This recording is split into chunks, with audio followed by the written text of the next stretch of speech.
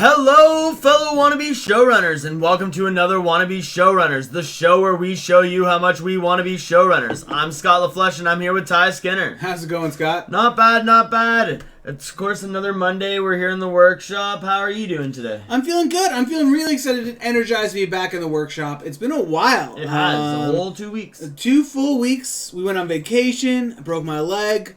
I mean, what a crazy time. What a crazy time. But we're back. We're back in the workshop. We did a mini-sode on Saturday just to test our equipment, make sure that the pipes were still working. And they are. So we're here for a full episode, The Workshop. And every week on The Workshop, eventually we're going to bring a project fully through to a complete Bible pilot. On episode 7. On episode 7, we're going to choose. Episode 7 is, the first episode of the one we chose. Exactly. So we're working towards 3 more pitches after this one. We're working towards a point where we're going to select a pitch and bring it all the way to a pilot, full Bible, just like we did with Chalkos in episode 1. Check that out on our YouTube. Exactly. Last couple of weeks we've talked about... I don't even remember. It's been so long. We haven't talked in the last couple of weeks. We haven't talked about anything. Before that, during the workshop, we talked about Merry Men, which is our Merry Men was the last one, and the one before that was Strawberry Fields Forever.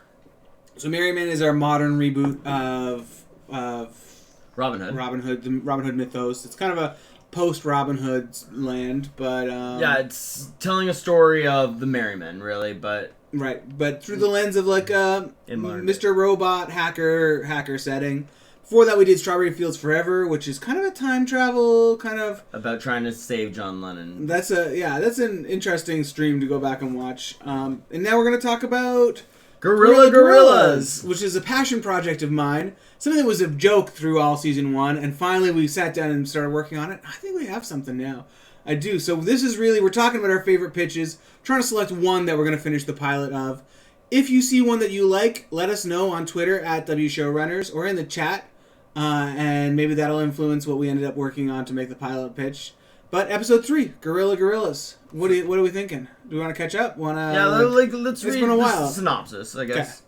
Deep in the jungles of Africa, super secret U.S. government initiative develops super intelligent and nimble mountain gorillas to use as super soldiers. The guerrillas work for the program to take down the leadership of a small nation. The destabilizing effect makes life hell in the small nation, and the guerrillas question their purpose in life.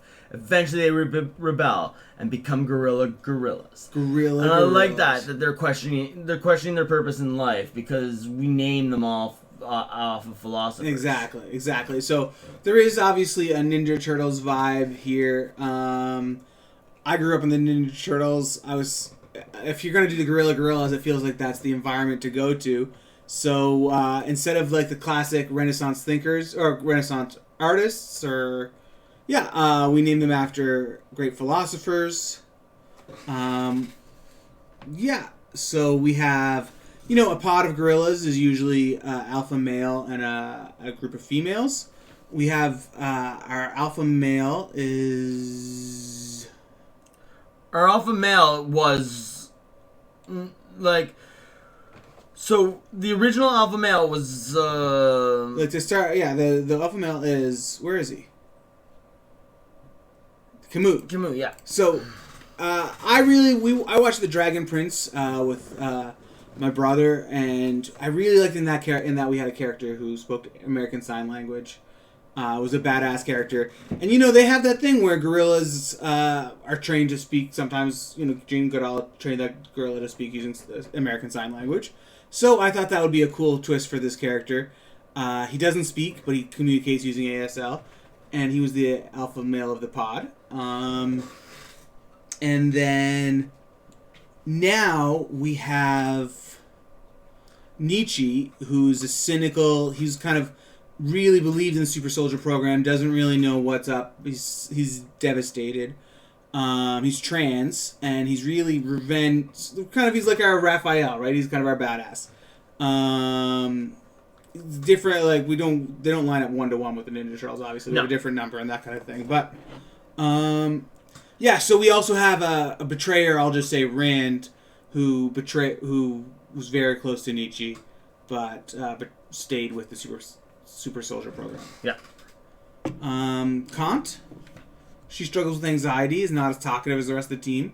And one thing we want to point out is, like, Camus is the alpha male, like, based off of, like, just gender roles type thing. But really, Nietzsche is the one who's taking the leadership of the pack. Yeah, Camus like an old warrior. You know what I mean? He's like a... Yeah. Okay. So Kant is kind of our I always like... Again, we watched these teen shows when we were kids, where they were all, 5 or whatever. I always like the one who would stop and be like, according to my calculations. Yeah. You know what I mean? That's what I always say. It's like Billy from the Power Rangers and that kind of thing. So that's what Kant is. Donatello. Yeah.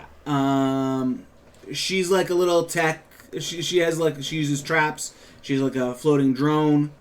And then Beauvoir, who's the adrenaline junkie of the troop. Tsar Michelangelo. Right. I don't like to keep on doing that. Like, again, they don't line up. They don't. They don't, but it's going to be bad for us for IP.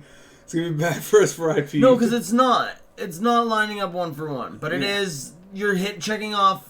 That's the problem with Ninja Turtles, is they checked off, like, those 4... When you're doing a foursome, that's usually the boxes you check off. It's the same type of boxes that South Park checked off. It's the same boxes that It's Always Sunny in Philadelphia checked out. To me, it's like, okay. It's a trio plus the wild card. Beauvoir is like our Miranda. And so-and-so is the Carrie, and so-and-so is the Samantha. We'll just do the Sex and the City ones instead. So she's the adrenaline junkie. She lives for the moment, takes big risks, but also has a lot of fun doing it. She can fly into a berserker rage, and she and Nietzsche have like a will there, won't they kind of thing. I really, to me, this is like Rachel from the Animorphs. Was like my touchstone when I was like, yeah. Then we have Sadie, who's a primatologist from the university. She was the person who taught Camus sign language. She lives in the city, but like she's still in contact. She's like our April O'Neil in a way, but also not. And then, you don't want to make those contacts, apparently. Yeah, exactly. And then we have Aunt Marula, who's like a tree spirit. Really, that's our Zordon. Like she's like a spiritual figure. Like she can appear, but she can't interfere with the world. And you want to have it be one of those trees where every tree is the one tree, right? It's like a grove of Marula trees. Is a lot of trees above the land, all connected underground. So that's kind of my.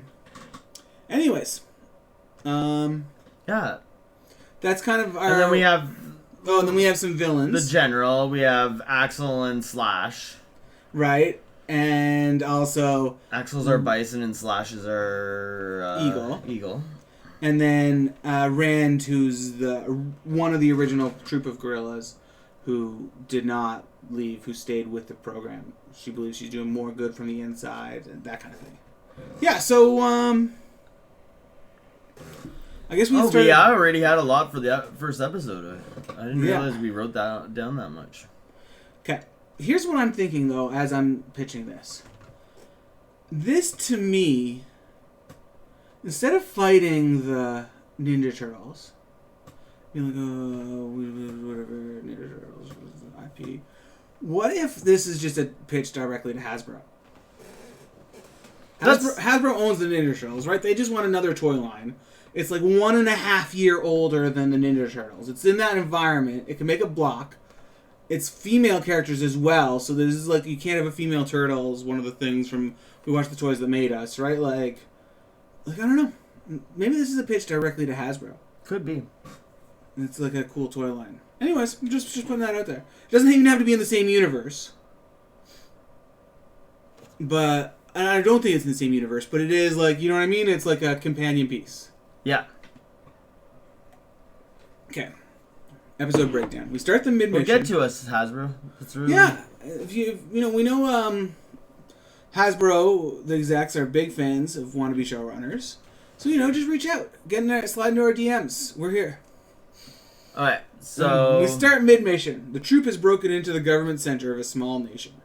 They have split up. We see that the troops are patrolling a heavily armored compound. All of a sudden, the air is split with a volley of arrows that put out the lights. The guards are startled and they bring their guns up. One of them turns on their flashlight, and from out of the darkness looms Beauvoir, wielding her war axe.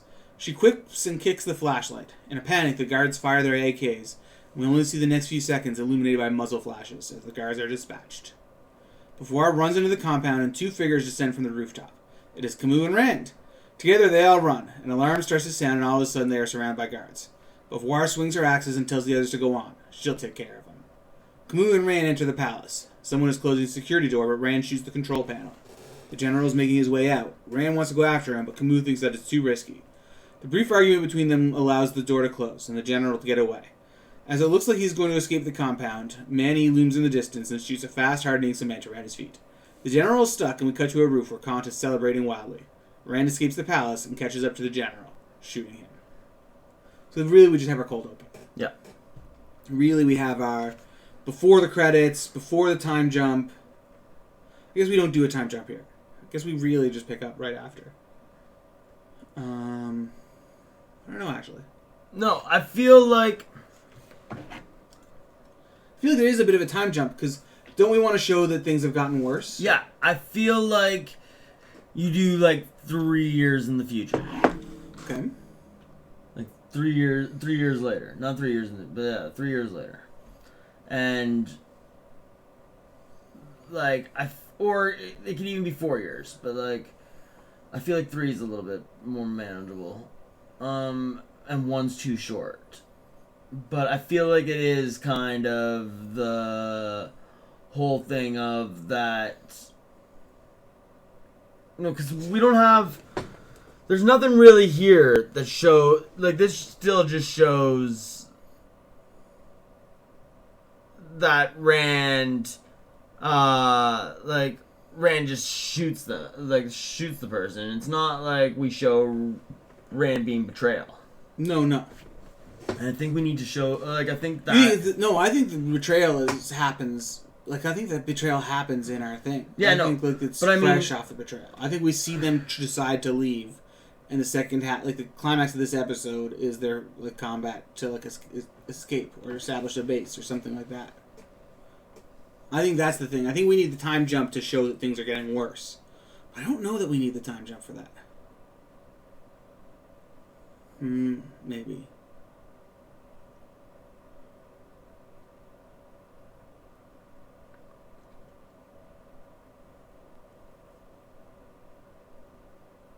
Like, to me, they go and visit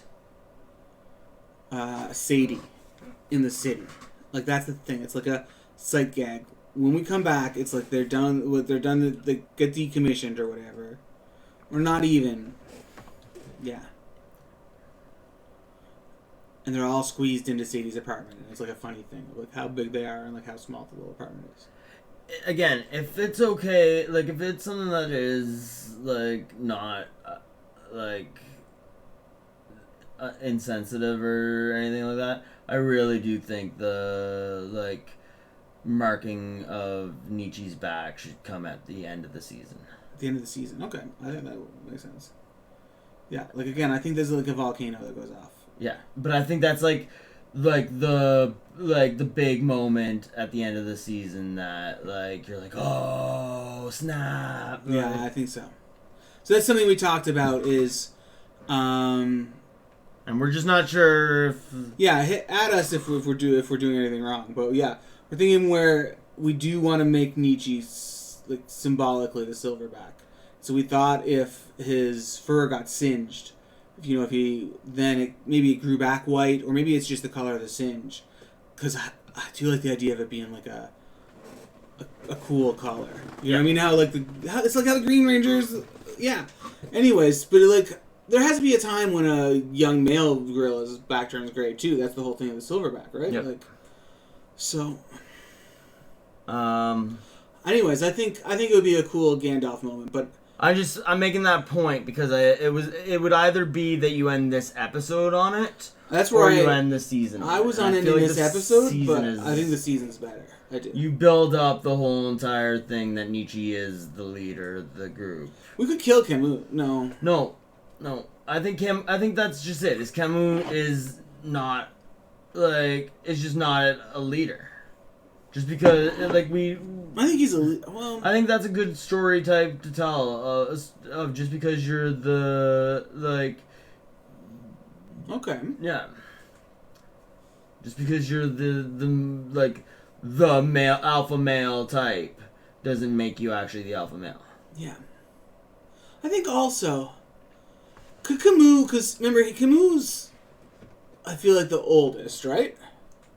And he's from here because he was taught sign language before he was put in the super soldier program. Could he have like a Hawkeye style family? Just like a regular gorilla family that's just like in the wild. Oh, that'd be cool. Like secret, right? No, I guess that would be different because it wouldn't be the same. It would be a different tribal structure or whatever, or different like troop structure then. Because I would have two, but I do like the idea of that. Of like he's just gonna. No, because that's the thing is they kind of poached him. Yeah. Yeah. He was kidnapped. And then he could kind of be a dad. You know what I mean? Like. I know. It's bad because that troop. I like how about it's just that though. It's not like a love like their own romantic family that they created, but their family, like their brothers and their mom, like Camus' mom, but like how old do gorillas live? I think it's to be like 70. Okay. Oh yeah. Yeah. So no, see, we could totally do that, where it's like his mom and dad. 30 to 40. Oh. But I do think that I think that Camus is probably like 20. Yeah, no, and I bet you it's like 5 years before you have. Wouldn't be surprised. How old do gorillas have babies? Age of 15. Oh my goodness.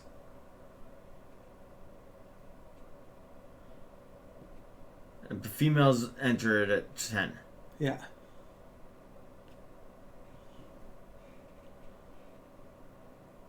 To single baby gorilla every 4 years. Every 4 years. No wonder they're so rare. Yeah, seriously. Okay. I think we could do a mom and dad. Yeah.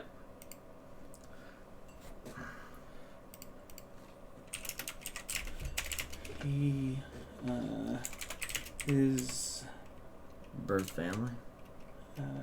Birth has it.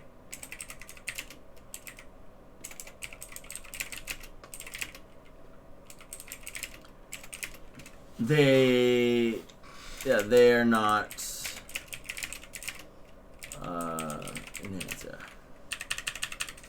So that could be like a thing. What? He's still able to communicate with them, obviously. Obviously. But that's like kind of the thing is that we get one of the episodes could be like he can like give his brother it or something like that, or give like one of his siblings the super serum, and it's like a whole ethics question of does he do it or not. Yeah. His brother wouldn't live with his dad, I don't think. I think that keeps being the thing. Although no, maybe that could be part of the thing of as they're learning their new troop dynamic. We also see that there's also that troop dynamic and that kind of. No, because I guess because the male would just go and find their own. Yeah, usually found their own. Or yeah. That's the thing. Is kind of Camus has done that, but it's been done to him. Okay.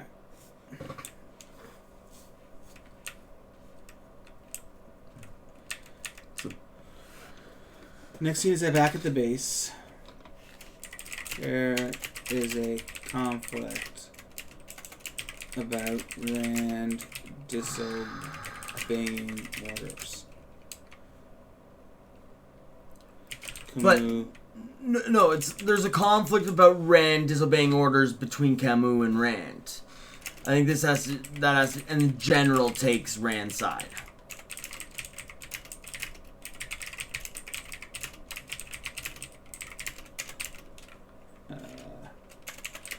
The rest of the troop is celebrating a... I'd actually put the name down instead of the general, because you have the general here, and it'd make it confusing going forward.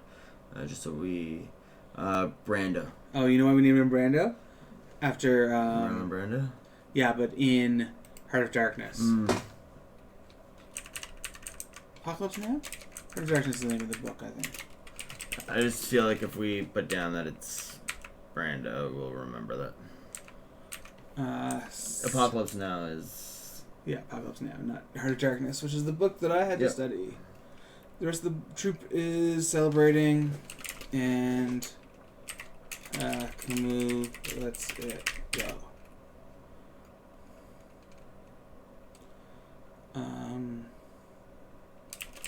Afterwards, he seems down and... Oh, no, not Beauvoir. What's the name of the calculations one?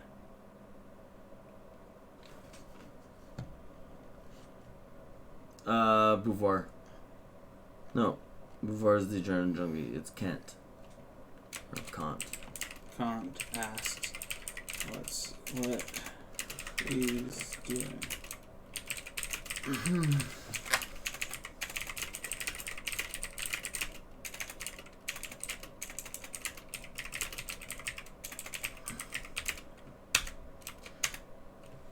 And then we do our time lapse of just trips to see Sadie over and over again.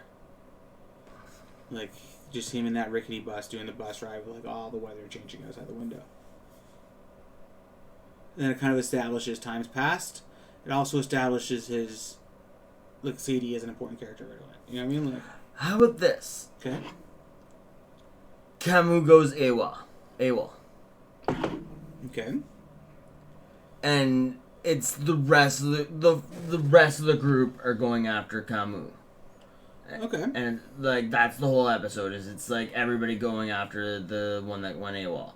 And it becomes like a big moment at the end of the episode. And that's where we have the rest of them turn and join Camus except for Rand. Okay. And that can be our big moment at the end where it's like Camus and Rand are like really arguing and like maybe it's a big battle. Maybe it's like a big battle. Because it also sets up Nietzsche to be like the torn between them. Yeah. Because Nietzsche's has like we already established Nietzsche as a good. We spent some time here establishing Nietzsche's friendship with Rand, and Camus is like the whatever. You know. And also Nietzsche's leadership. Exactly. We established Nietzsche's leadership here. Yeah. And then it's a good like coming of age moment at the very end when he really becomes the alpha and like takes over leadership. Yeah. Okay. I like that. I like that a lot.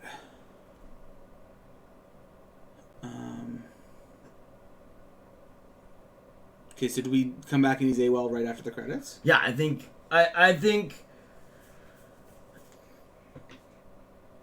we start with like this. We do this exact thing where he's going to see Sadie even and No, get rid of the Sadie thing. Okay. We just like while the party's going on, Camus like slowly just disappears because they're all like celebrating, and they don't realize Camus is gone. And then they like the next morning they're looking for Camus, and then that's when they realize he's taken off. I don't think I feel like what we really want to show gives him a head start. But I think what we really want to show isn't that he's mad about like the viciousness. I feel like it's that. No, we want to show that he's just done. He's just done with the whole entire system. But I feel like that's what we want to show is like they took out the government. At least that's part of the thing to me, right? Is that this is one of those like when the CIA was taking out dictators, but then it turned out they left a vacuum in its place and it got worse. To me, that's got to be part of this, and that means that like. Okay, yeah, it's got to be worse. I like this idea of Camus starting to get disillusioned here, and then he gets so disillusioned that eventually he goes AWOL. To me, that's the thing. But like, we've got to give it some time. You can't leave it out. No, you got to build the AWOL. You got to build the AWOL right away, because this is only a 20-minute episode. I think this is a two-parter. Okay. I think this is. Okay, so we build up. Premiere. Okay, then the first half ends with him going AWOL. Exactly. I think the build up to him going AWOL, and then the second half is them hunting him. Right. Okay. All right, that works. I think this is really, because you could separate them. They're two full standalone parts, but it is more connected than most of the. You know what I mean? Cartoons do that a lot. Yeah. This is like a standard. No. Yeah. No, I'm not. Yeah. It also gives it that point where we can put he went AWOL. Yeah. Why does he go AWOL? What's the triggering effect? So, to me, this is the thing: is he's still more connected to either his old troop or the civilians. I think most of the rest of the troop stays on the base. I think that's the thing: is he's going out into the world and he's seeing that things are getting worse, not better. Whereas the rest of the troop is staying on the base; they're not really experiencing. But I think there's got to be another mission, right? There's got to be another mission where they got to stop something. That's what it is. It's right. It's like okay, so they've been in charge for a year now. We heard that some loyalists to so and so are coming back and planning an attack, or we heard that, and then they go, but it turns out they were just going to give away food or something. You know what I mean? Like that's like the whole. It's not rebels. It's like. And then they're like, oh, this is but like, Camus been attached enough to the populace to know what's going on. And to understand that, no, these people are helping. Or... It's that nothing has changed. It's just a different flag up. Exactly. It's the whole entire... Yeah. For the people there, and that has to be... It's gotten worse, if anything, right? It's corporations now instead of, like, local corruption. Or whatever. Maybe that's what it is. Maybe he's breaking up a strike. Or, like, You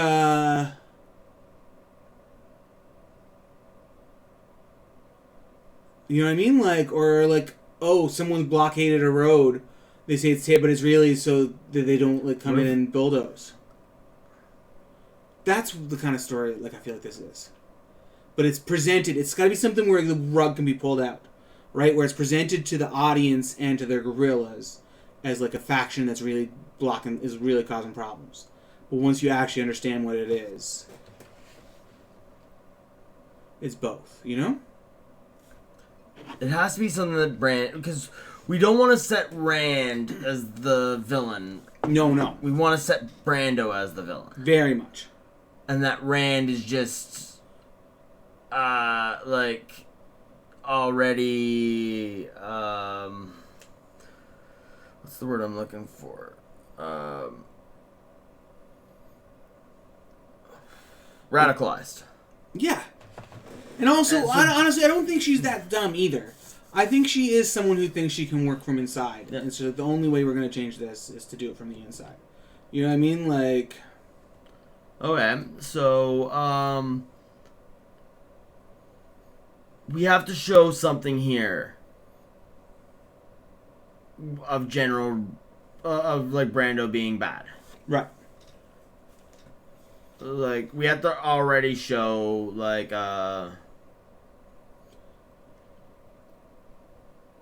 But like I said, I want the reversal to come at, like, 12 minutes. Yeah. Well, I guess we're almost there. No. This is... Okay, so no, this isn't the reversal, though. This is just, like, we gotta show him being, like, an asshole. Right. Which we already do a little bit by having him support Rand after the shooting. Okay, yeah, that might be enough. Okay, so then we go... Why is he going to... Oh, Sadie is... That's who trained him. To me, that's why he's more human than the rest. Is he has a connection to the... And I thought that's a cool way to do a time lapse. To show him on, like, a bus going through different weather. Why is he going on a bus? Why isn't she there? What? Why isn't Sadie there? I thought she lived in the city. I thought she was retired. I don't think she's part of the program. They don't need an interpreter. No, but he could go... Maybe the thing is he goes into just complete depression, and they get Sadie to come to, like... But I think right now he's not going. Like, this is still. I think we want to show him, build him up to like going AWOL. You know what I mean? I think he goes to see Sadie anytime he's. I just thought it was a good way to establish that character. I could take that out now. I just thought that was a good way to show he has a long relationship with her. I just don't like the traveling. Okay. I think that's just to me is a cool way to do a montage. I know, but I don't think you need a montage here. Okay. And I think you either do a time jump or you just keep it going from that point. Okay. And do your time jump at the end of the second episode. But no, because there's not enough time. I feel like we want to show him. Yeah, I feel like the time jump happens now, or over the course of this episode. Why?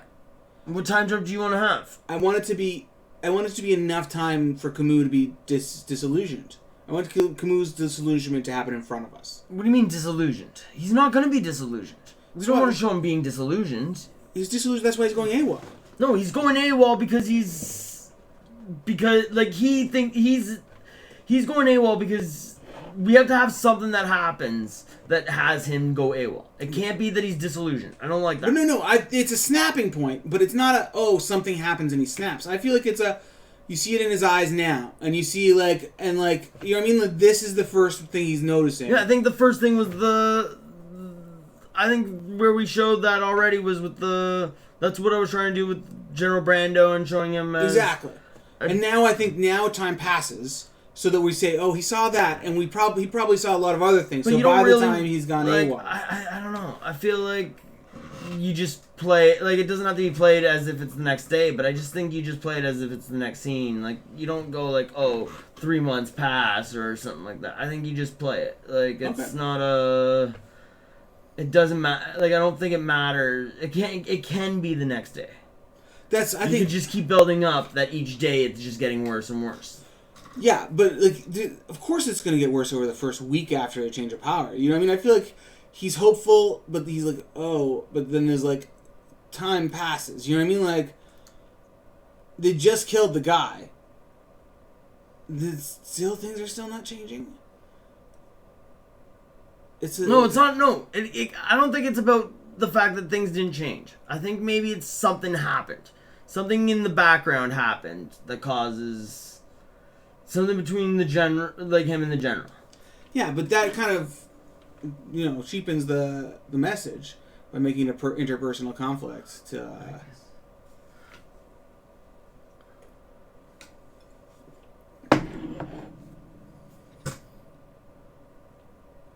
Like, I think it is something of... Like, how old are we pitching this to? What age group? I think it's like... You're not quite done with Ninja Turtles, but you weren't allowed to play with this when you started playing with Ninja Turtles.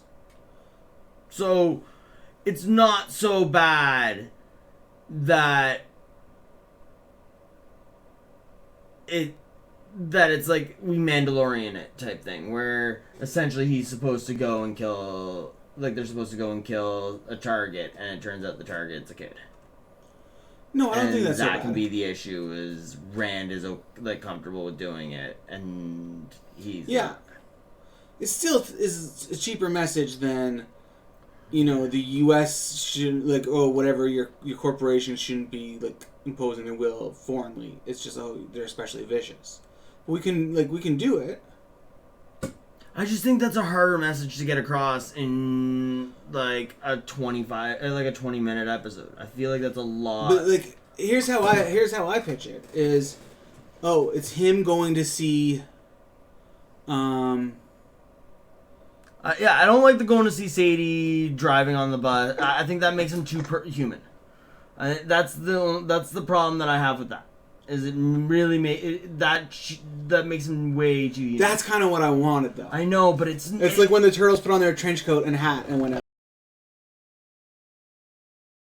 The visual of that is what I liked, of him like really hunched down. But it just makes it too human. Yeah, but you see what I mean? Yeah, it's I know. toyetic. And then that's again going towards too much like Ninja Turtles. But it's just toyetic. It's just like and because then the thing could be like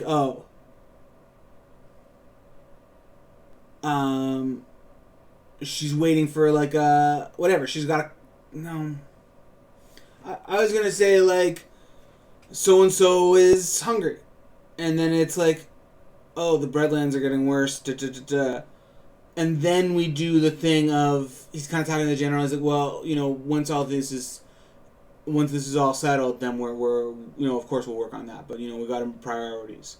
And then they go on a mission, and it's to kill someone, or really, like I say, to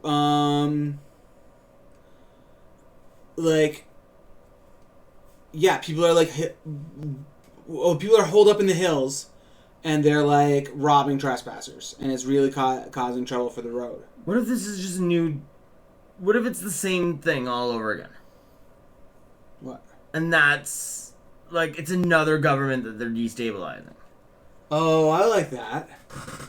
And it's just like that's it. He's just like, we're doing this like nothing ever comes. Like he's starting to philosophize. Like yeah, that's what it is. It's not that they set up a local government. It's just they set up a government that was friendly to their interests. This guy's so corrupt. You know what I mean? And they go on that mission, and it's so flashback to that first mission. We just basically but things go wrong.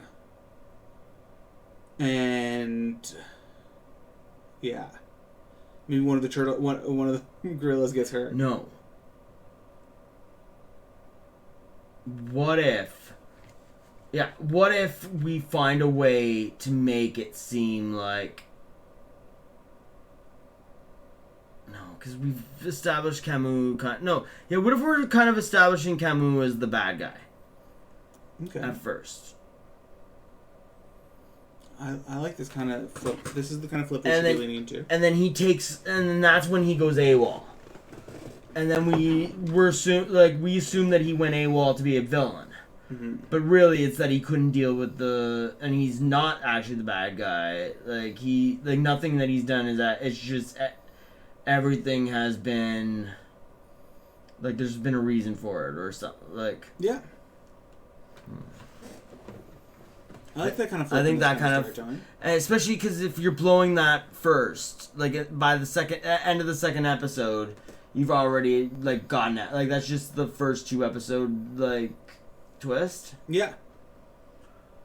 It's not like you're building a whole season off of that twist, so it's not you know what I mean. It's not that strong of a twist. Yeah, it seemed like he was working with whatever this second person they're taking in is. Yeah. Yeah, it's not really. It's just an episode. Yeah. And then he's gone.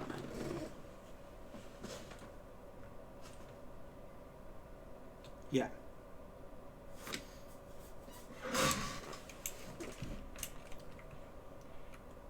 That's it. In the fight between Camus and Rand, it gets heated to a point where Camus almost kills Rand. Here? In this it's in this party thing? In the right before I think it's Camus grabs Rand's gun and points it to Rand's head or something like that. And that's when the general takes Rand's side, because we want to establish Camus as but it's you should never Camus is just you should never have done that type thing. I don't know. No, I you're building a different Camus than I had in my head. Where I was he's a wise old elder. You know what I mean? We're that kind of thing. Whereas I think that's what he is. He's not, though. You're not building him that way at all. That's why I was trying to show months of time before he gets disillusioned and leaves his purpose. You know what I mean? This is we show one incident and he's just gone berserk. But I think that works towards where you were saying he's not a leader. You know, I mean, you're just building a different Camus. And I think that's pretty fine. I don't think he takes Rand's gun. No. I don't think that's something that they do. But I do think they could destroy shit or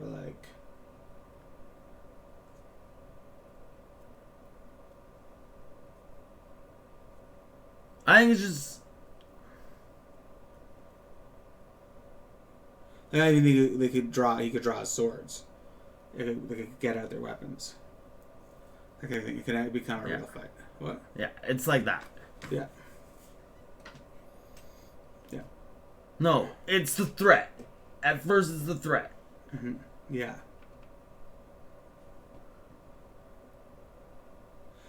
And because this second warlord is gonna not be a warlord. Things were changing.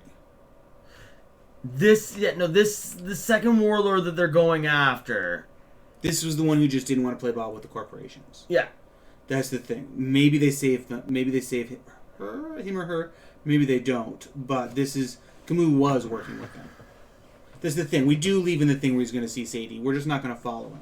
Because he is going to the city. Oh, yeah. I just don't... that's the whole point. We can have go to Sadie. I just don't like this idea of following him on the journey.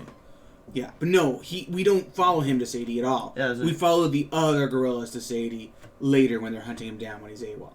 Because then it's the thing of all of them crammed in the apartment that I like. I do like the visuals of having the gorillas crammed into tiny places. Oh, totally. Yeah. I just didn't like I don't want to make them human, and I don't want to humanize them too much. I know but I just mean with being able to take the bot. I want this to be a world where there's still those are gorillas.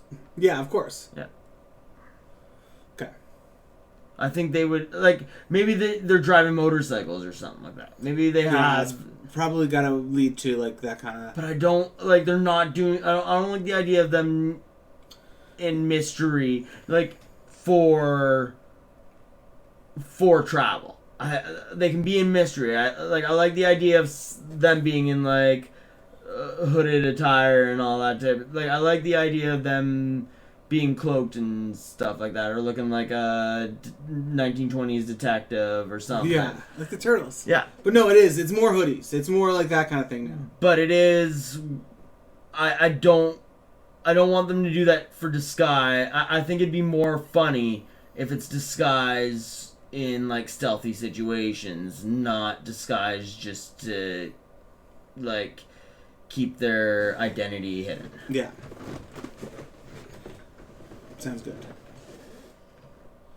And also to sell toys.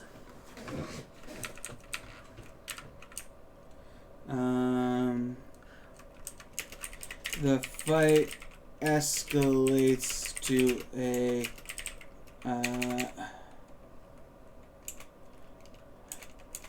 and they draw their weapon. No. And Camus.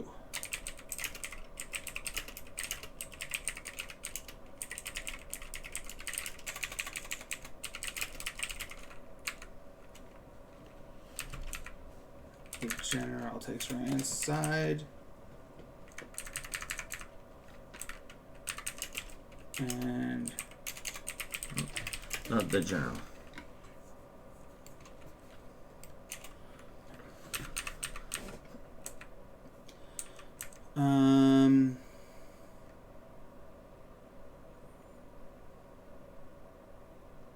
So what? And then we still have to have a middle part of the episode before they go back on their next mission, right? Yes. Got to show them all in their downtime, really. And this should be something fun, right? The Ninja Turtles ate pizza. This should be something like a fun scene now.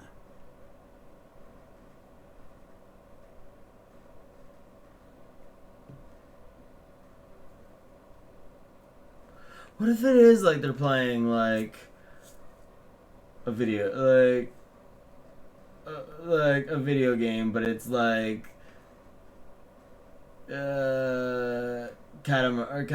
or something. It's something it's the most kittens and rainbows or something. It's a game like that or something like that. Okay. You know what I mean? It's I do. Or peace and happiness, or common relaxation. It's just a relaxing, calm, opposite of what they're actually doing. Just doesn't or feel what if it's gardening? What if it's no? You know what I mean? It should feel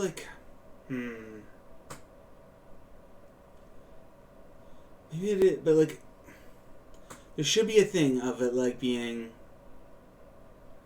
I mean, it's easy to say it should be iconic. Everyone's trying to make everything iconic. This is a terrible note I'm trying to give here.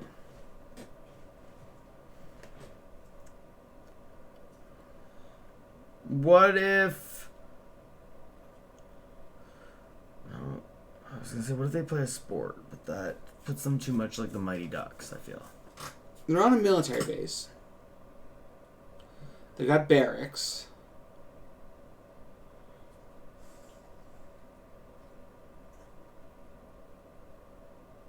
They're gorillas.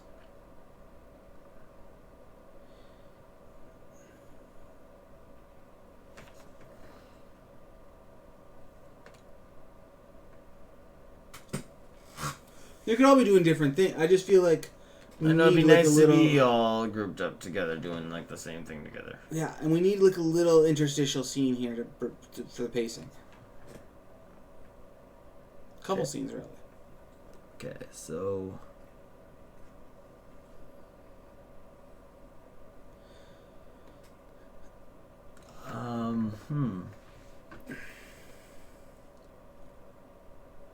What if they're in a band?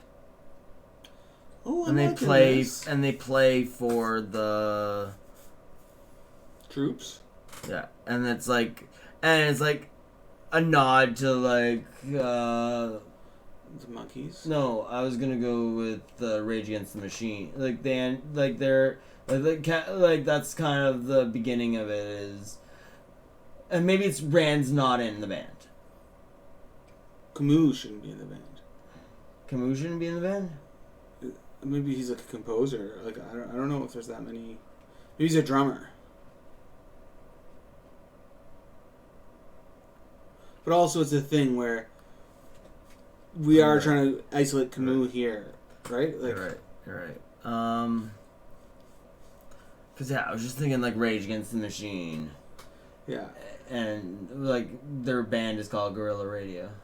I really like it. I do think maybe a band is the thing. Maybe they run the radio station.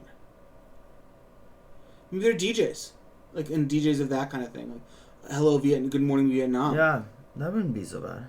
Right, because that is such a thing now for rebels and that kind of stuff of like, oh, run a pirate radio station. Oh my goodness, this is definitely what it is.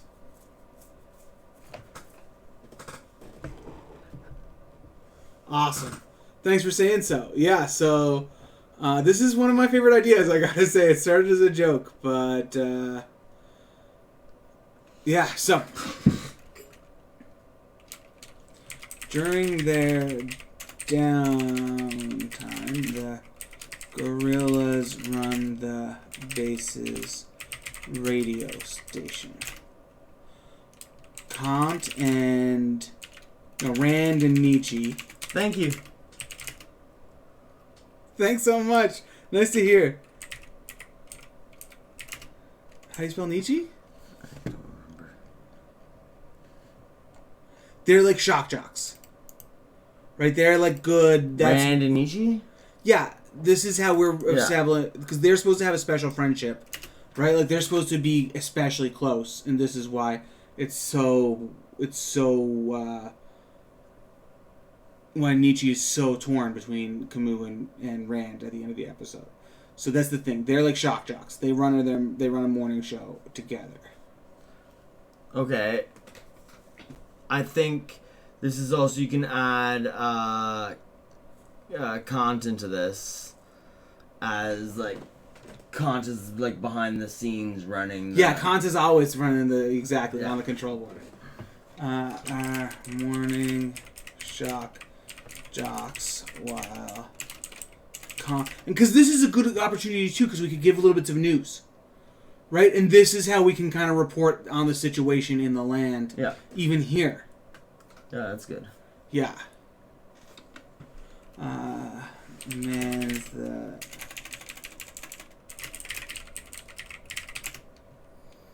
and because then we can put Beauvoir and Camus together to have like a little conversation. This is perfect. Yeah.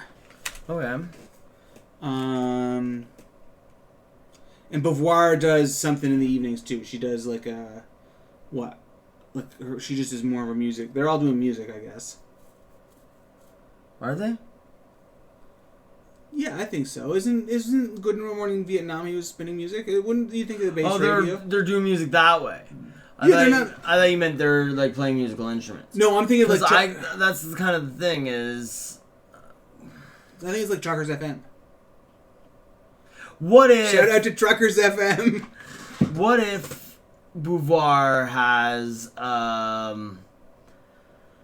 like, a segment on the show? And that, like, it's kind of like Louis Black type thing on The Daily Show. Like, it's just that, like, one-off, like, goes a little, like, wild cardy. Okay. She gives advice. Yeah. That's what it is. Like, and she's, like giving like, that's part of the fun, is the advice that she gives. Yeah, I like that. Yeah? Yeah, I like that. Okay, and Camus is not involved. No. Which feels exclusive to him. Which is exclusive, but that's part of the point. We're trying to show he's, like, yeah.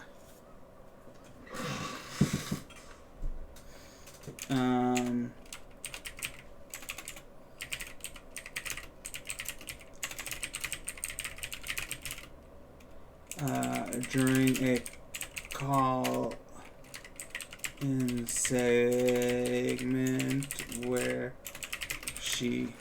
Cement? What?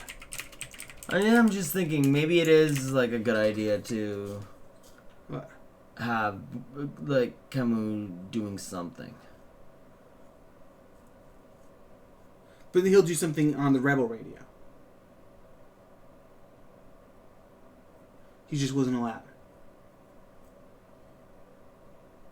Oh no, Camus is not doing anything because Camus can't talk. That's what I'm talking about. Thank you. Awesome.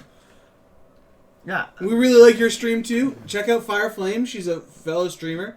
Give her a follow. She streams Minecraft. And actually on Saturday night, if you tune into our Saturday night bonus stream, we talked about an idea that Fire Flames gave us, the person who can't see their own reflection. So it was fun. Check it out if you haven't seen it. Yeah, it was good. It was good times. It was a short episode. Short episode. I was just back. I was, broken leg. I'm going to blame everything on this broken leg for the next long time. But, yeah, so we just kind of wanted to get on the air just because, we're back to it. But short episode, a lot of fun. We just spitballed. Nothing serious. Good times. All right. Yeah. Yeah, that's I didn't realize you weren't commuting that about Camus. No, I wasn't. I think that's why he feels excluded. But there's a way he can get involved for sure.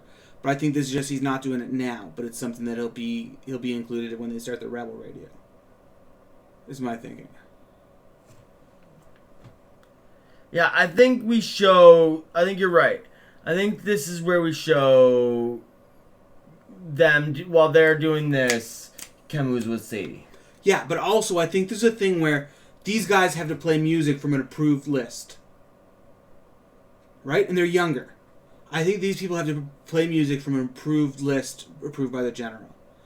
And Camus has through Sadie's apartment has records. He has the Doors and Miles Davis and all that kind of stuff. And the music just gets so much better through Camus' appreciation for that kind of music.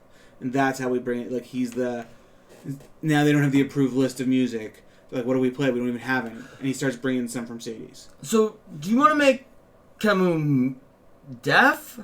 Or is Camus mute? I think he's deaf. So how is he able to appreciate the music? I think he puts on the headphones, tin can headphones. I think he's still got partial hearing. Oh. I think it's I'm just trying to... No, I know. I meant the same thing. That's why it wouldn't be so bad if he was just mute and not deaf. I agree, but I do love this. I just think it's cool to have representation. Yep. Representation. I know I'm sure mute people need representation as well, but it feels like it's more of a narrative challenge to have him be deaf. But I think it's worthwhile. I think it's I'm really inspired by that Dragon Prince episode. I gotta say. Okay. But I'm not attached to it. That's how I'm. Yeah, it's just I feel like there has to be a different way for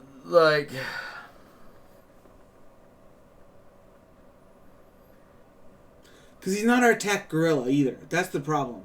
If he were the tech gorilla, he could be doing that kind of stuff, not running the levels, but like attack. But I don't like that either. I don't think that's what it is. What do you think about this one? Yeah, exactly. But I like the idea of him appreciating the music, but I don't. I know that's a little. We'll see if we can think of something better. I really think this is a big. What if it's instead he's running a theater? He's running a theater. Yeah. Okay. Or like a little TV. He instead goes to TV. Like he runs a gorilla like. I know, but that's not as good. Like it's not as good as like Rebel TV. Yeah. And but that's the thing is because he's visual. Yeah, I know. And like he takes an appreciation to the like cinemas and yeah, like we get like the Apocalypse Nows and those type of things. I see that, but you know what I mean. Like you're usually this kind of setting. I feel like we're like small transceiver and the. But it's also like video killed the radio star. It's true. That's true. And you have max headroom. You could have them breaking into a TV signal. Something to think about. Something that, obviously we like shows about people who make TV shows. We ourselves are making a show about making a TV show. So I just think that wouldn't be such a bad idea. It wouldn't be such a bad idea to do that kind of adaptation. So it's something to think about for next time, I guess. Yeah, because we're at the end. Well, maybe if there's a next time on Gorilla Gorillas. We'll be back to Gorilla Gorillas eventually. Yeah, but it might not be in the workshop. It might not be this season. Or it might be on the Thursday Night Writers block. No, that's not how it works. Good. That's not how the Thursday night works. But speaking about Thursday nights, if you have a pitch that you would like us to work on or something that you would like some help on, send us. Can you put? Yeah, let us know in advance. You can send us to our Gmail at wannabeshowrunners@gmail.com. Or on Twitter at WShowrunners. Or show up and... You can't do that way. Because it's trying to find who... I see. So it's an @ symbol at first, but at WShowrunners on Twitter.